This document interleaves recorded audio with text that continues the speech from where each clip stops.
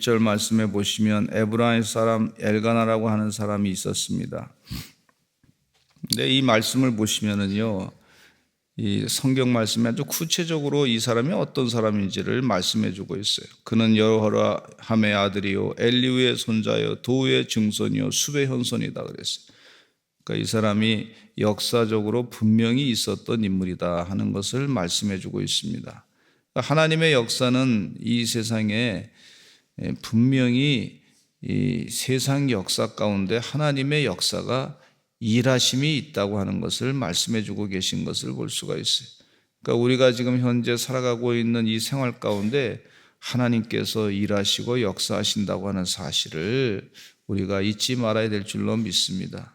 하나님께서 이 성경 말씀은 성령의 감동으로 쓰여진 책이라 그랬는데 이 성경 말씀이 그냥 소설 말씀이 아니고 우리 생활 가운데 직접적으로 하나님이 역사하시고 일하신다고 하는 사실을 이 말씀 가운데 분명히 깨우쳐주고 있습니다. 이게 우리의 믿음이에요. 그러니까 우리 삶 가운데 하나님이 일거수일투족을 항상 지켜주시고 보호하시고 인도하신다고 하는 사실을 잊지 마시기를 간절히 축원합니다.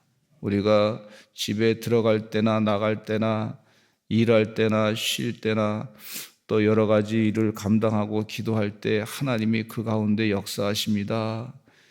하나님이 살아서 지금도 일하십니다. 그렇게 분명하게 고백하고 사시기를 간절히 축원합니다. 많은 간증이 있는 것을 볼 수가 있어요. 제가 여기서 뭐 다 말씀드리면은요, 얼마나 많은 간증이 있는지 몰라요. 하나님이 일을 많이 하신다고.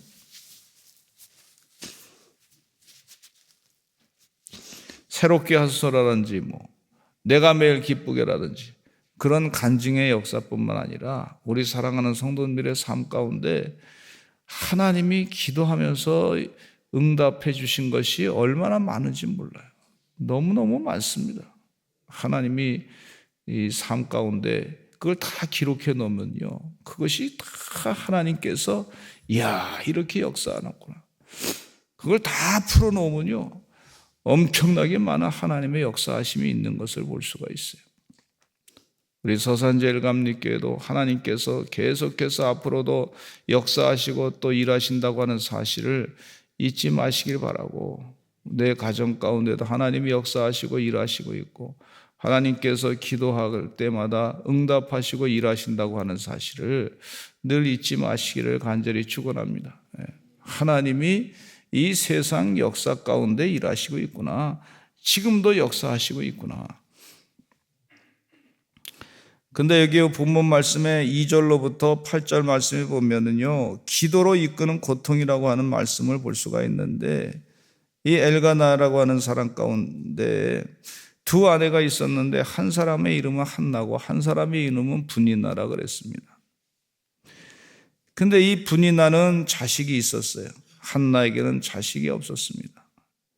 다 똑같이 공평하게 결혼했으면 자식이 다 있으면 얼마나 좋겠습니까?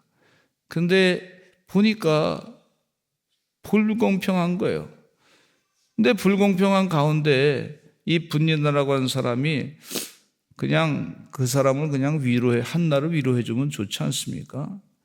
그냥 기다리라고 그러면 되는데 이 세상에 항상 그렇게 위로만 다 해주는 것이 아니라 그게 좀 자기의 자랑거리가 되고 부족한 것에 대해서 막 상대방을 불편하게 마음을 상하게 해주는 걸 볼 수가 있어요. 얼마나 마음이 한나가 힘들겠습니까?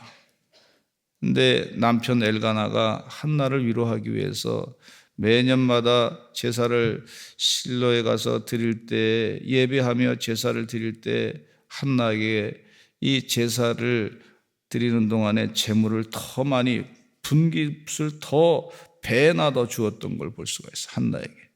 그러니까 분이나가 왜 난 나한테 조금 주느냐 그러면서 속상해가지고 엘가나가 한나를 더 사랑하는가 보다, 나는 사랑을 덜 받는가 보다, 이런 불편한 마음을 가지고 있었던 분이나가 또 한나를 자꾸 괴롭게 하는 거예요. 너무너무 괴롭힘을 당했던 한나가 자식이 없어서 그렇구나 하고 속상해가지고 밥을 제대로 먹지도 아니하고 울고 그렇게 하는데 엘가나가 위로해 줬어요. 당신은 10 자식보다 나한테 너무 귀한 아내다. 그러니까 너무 그것에 대해서 마음 쓰지 말고 속상해하지 말아라.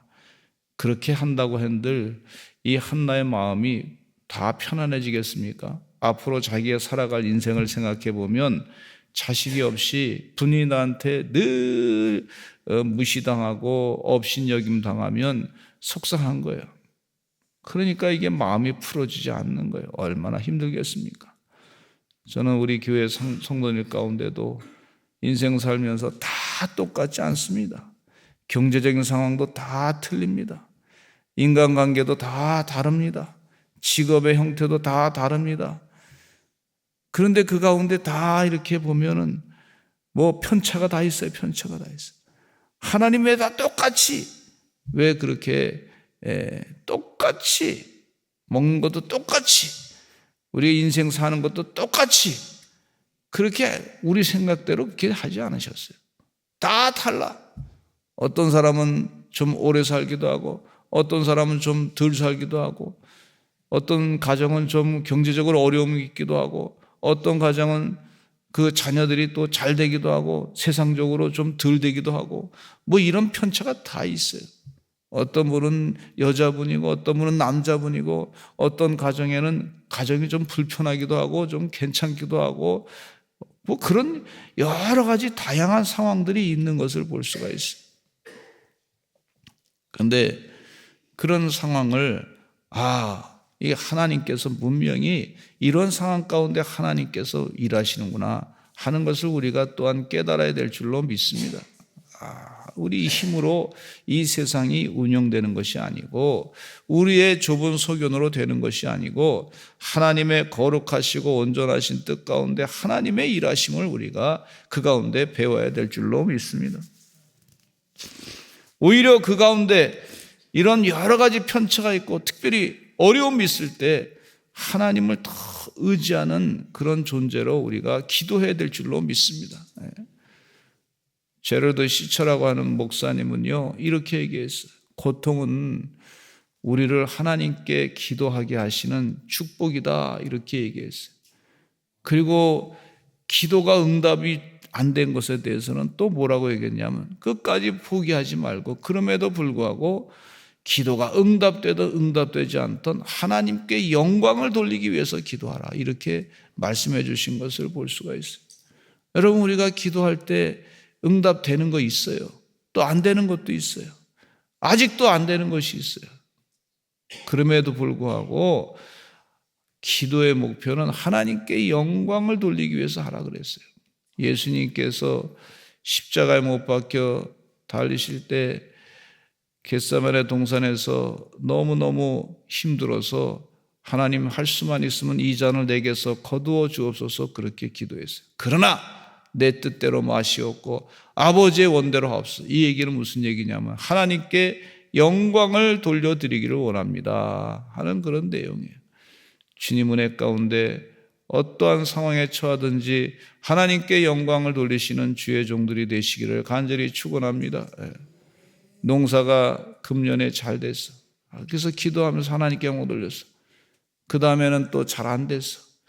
그럼에도 불구하고 하나님께 원망하기보다는 하나님께 영광을 돌려야 되겠다. 이런 상황 가운데도 더 감사해야 되겠다. 이런 믿음의 사람이 되시기를 간절히 축원합니다. 그 어려움을 겪고 나면 이렇게 어려움 겪은 사람의 마음이 무엇인가 알게 되고, 부족할 때 하나님께서 나에게 풍성할 때 어떤 은혜를 내게 받았는지 그걸 또 깨닫게 하는 역사가 있단 말이죠. 그러니까 주님 은혜 가운데 어려움을 겪든 응답을 받든 받지 않든 무슨 순간에든지 하나님께 영광만 돌려드리는 귀한 주의 종들, 기도의 용사가 되시기를 간절히 축원합니다. 그런데 이 한나가 너무 마음이 슬퍼서 이 하나님께 기도하는 모습을 볼 수가 있어요. 여기 한나가 10절에 보니까 이렇게 한나의 마음을 표현하고 있는 걸 볼 수가 있어요. 같이 한번 읽어보시겠습니다. 시작. 한나가 마음이 괴로워서 여호와께 기도하고 통곡하며. 한나가 마음이 괴롭다 그랬어요. 여호와께 기도하고 통곡하며. 마음이 괴로울 때 하나님께 기도하고 통곡하는 것이 오히려 은혜의 축복인 줄로 믿습니다. 기도할 때 하나님께 토해내시기를 간절히 축원합니다. 근데 11절에 보니까 한나가 이렇게 기도합니다. 서원하여 이르되 만군의 여호와여, 만일 주의 여종의 고통을 돌보시고 나를 기억하사 주의 여종을 잊지 아니하시고 주의 여종에게 아들을 주시면, 아들 주신 거 하나님이 주시는 겁니다. 이렇게 고백하고 있어요. 내가 그의 평생의 그를 여호와께 드리고 삭도를 그의 머리에 대지 아니하겠나이다. 이 얘기는 무슨 얘기냐면, 하나님 자녀를 주시면 이 자녀를 하나님께 바치겠습니다. 하나님의 뜻대로 키우겠습니다. 이런 거예요. 우리 교회 선교원과 또 이 CBA 또 CMI 캠프에 오시는 부모님들을 보면은요, 우리 자녀를 하나님께 바치겠습니다. 이런 마음으로 신앙 교육을 시키는 걸 볼 수가 있어요. 하나님께 바치겠습니다. 성전에 와서 예배 드릴 때에도 우리 자녀를 하나님께 바치겠습니다. 하나님 길러 주실 줄로 믿습니다. 내 인간의 욕심으로 자녀를 키우는 것이 아니라 하나님께서 양육해 주실 줄로 믿습니다. 이런 믿음을 가지고 보내요. 같이 또 오셔서 같이 하나님 말씀을 CMI 캠프 때 외우는 것, 말씀을 외우는 걸 볼 수가 있어요. 이게 얼마나 큰 은혜인지 몰라요. 같이 하나님 말씀을 또 계속 외워가면서 집에서도 같이 예배 드리면서 하나님께 자녀를 맡깁니다. 세상 뜻대로, 세상 문화대로 키우지 않겠습니다. 이런 거예요. 이런 결단이에요. 하나님께서 그 기도를 들어주신 줄로 믿습니다.